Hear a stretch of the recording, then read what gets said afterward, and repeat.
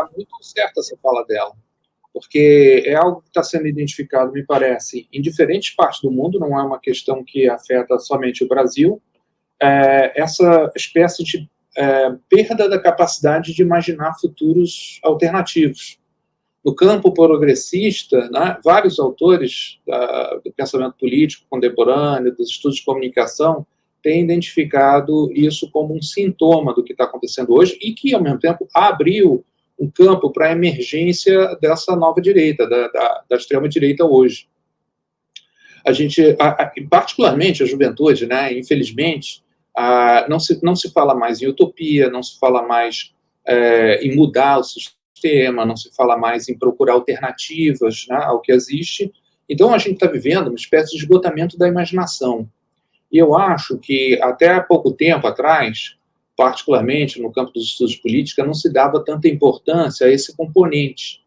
E hoje, me parece, numa sociedade ultra-mediatizada, a gente percebe a importância da imaginação, do imaginário na constituição do campo político, enquanto uma realidade de ordem social e cultural.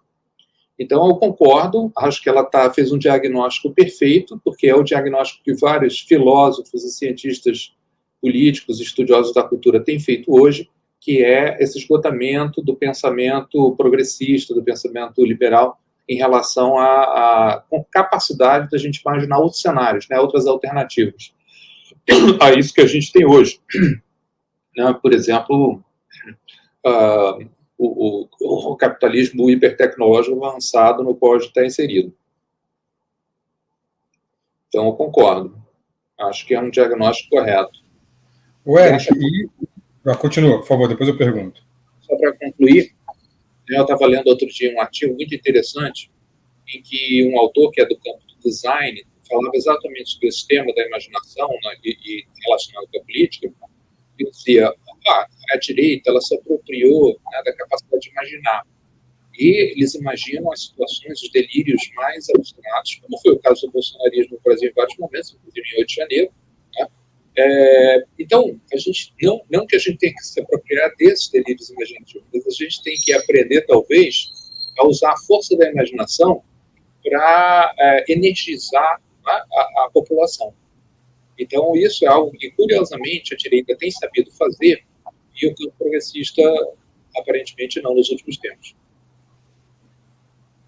O Eric, isso eu estou aqui mandando mensagem para o Guilherme, mas ouvindo o que você está falando, e queria te perguntar sobre o quanto da tecnologia, das telas, exatamente o que eu estava fazendo agora, tem relação com essa falta de imaginação das novas gerações, com essa falta de utopia, com aquilo que eu até anotei aqui, eu mandei para ele, porque achei excelente, você diz, estamos vivendo o esgotamento da imaginação. Até que ponto esse esgotamento da imaginação tem relação com a tela, tem relação com as redes sociais, tem relação com um mundo que se torna cada vez mais virtual e menos real? O Gui, Felipe, gente, e Eric, só enquanto o Eric já começa a resposta, eu vou pedir para o Gui subir esse trechinho da Fernanda, porque tem a ver com esse debate também. Não é que o mundo ficou mais careta, o mundo ficou mais violento, mais argentário, menos utópico. Quem está meio perdido hoje é o intelectual branco libertário. É a mensagem que ela deixou lá no Roda Viva. Pode tirar, Gui. Eu acho que de fato, parece que a gente está bem perdido. Intelectuais libertários, em geral.